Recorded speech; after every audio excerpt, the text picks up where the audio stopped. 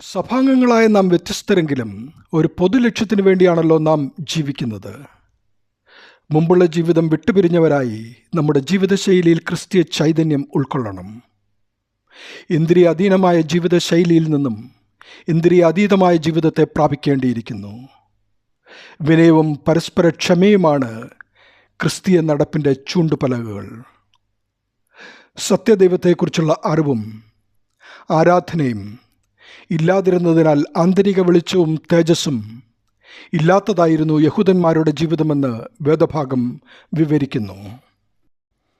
അജ്ഞാനത്തിൻ്റെ പ്രവൃത്തികൾ ദൈവത്തെ അറിയുവാനുള്ള അവരുടെ കണ്ണ് കുരുടാക്കി കളഞ്ഞു.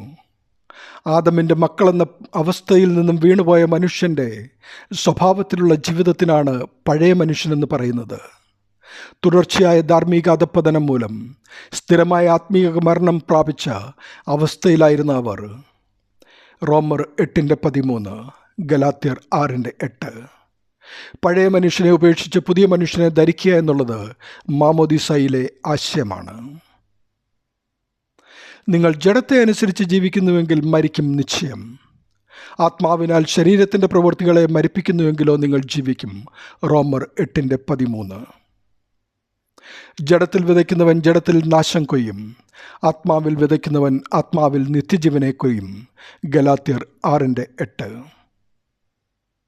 അതുകൊണ്ട് പ്രിയമുള്ളവരെ, നാം യഹൂദന്മാരെ പോലെ ആകാതെ നന്മ ചെയ്യുന്നതിൽ നാം മടുത്തു പോകരുത്. തളർന്നു പോകാഞ്ഞാൽ തക്ക സമയത്ത് നാം കൊയ്യും.